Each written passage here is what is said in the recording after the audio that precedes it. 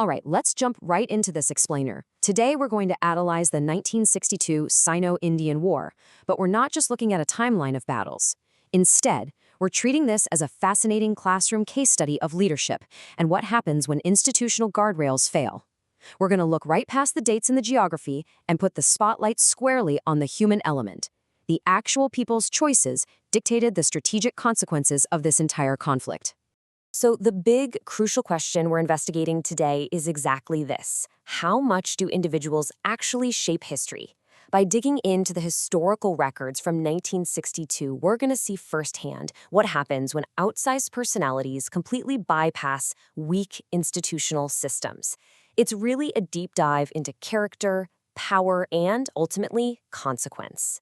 Here is our syllabus for today. First, the weight of individuals. Second, mapping the leadership. Third, the chain of decisions. Fourth, civil, military, and intelligence breakdowns. And finally, command, systems, and preparedness. Let's start with Section 1, the weight of individuals. You see, history isn't just some random series of events. It's more like this model right here. An event happens, and it's filtered through the biases, the fears, and the ambitions of specific decision makers, and that filter directly produces the consequences. So, to really diagnose why the failures of 1962 occurred, we have to put those specific decision makers right under the microscope. Moving on to Section 2, mapping the leadership. To understand what went wrong, we first need to know who was holding the reins. The Indian political and military players fell into these distinct structural roles. At the very top, the political heights, Prime Minister Jawaharlal Nehru and Defense Minister V.K. Krishna Menon.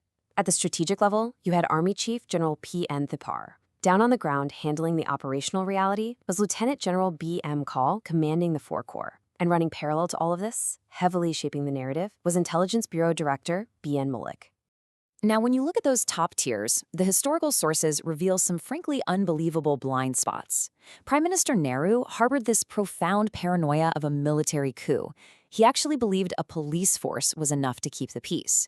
Beside him, you have Defense Minister Menon, who actively insulted his own service chiefs.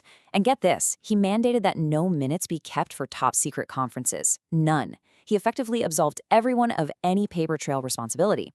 Meanwhile, Intelligence Chief Mullik was out there propelling aggressive policies based entirely on the incredibly flawed premise that China would just simply never attack.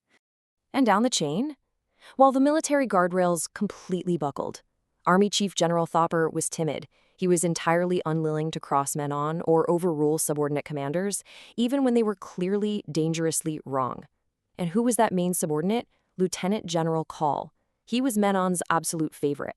A man with exceptional ambition, sure, but, and this is wild, he had absolutely zero combat experience. The central operational figure in an impending war had literally never seen combat. Which brings us to Section 3, the chain of decisions.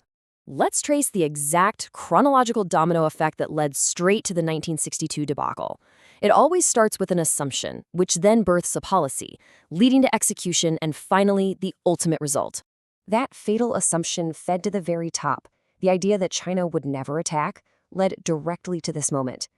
On October 11, 1962, Nehru publicly announced the army had been ordered to free our territory.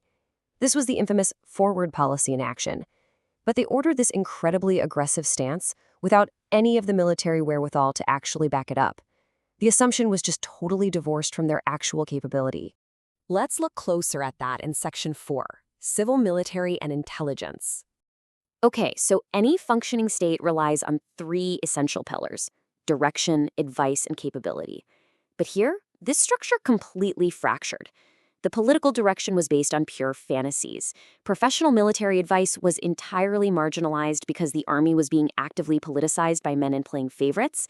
And capability, it was practically non-existent, mainly because they had spent years relying on police forces instead of building up a robust standing army. Every single pillar of the system just broke down. And here is a stark look at what Intelligence Bureau Director Mullik should have been doing versus what he actually did. Instead of doing his job, gathering objective intelligence on China to prevent a surprise attack, he crossed right over into interpretation and outright interference. It was actually Mullik's idea to set up these isolated police posts behind Chinese lines just to register a territorial claim. He crossed the line from gathering facts into literally making strategic military policy, completely unaware that outposts without any rear support would inevitably fall like ninepins.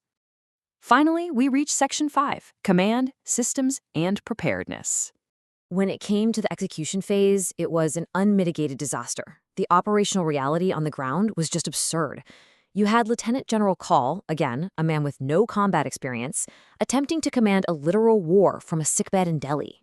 Even worse, crucial orders were being sent on a person-to-person basis.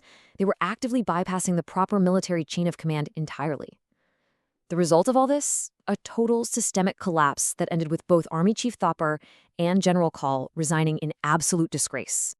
Now, in the aftermath of these devastating reverses, the nation obviously needed to know what went wrong. So, in December 1962, Lieutenant General Henderson Brooks, who you see pictured here, alongside Brigadier P.S. Boggatt, was officially tasked to conduct a post-mortem operational review.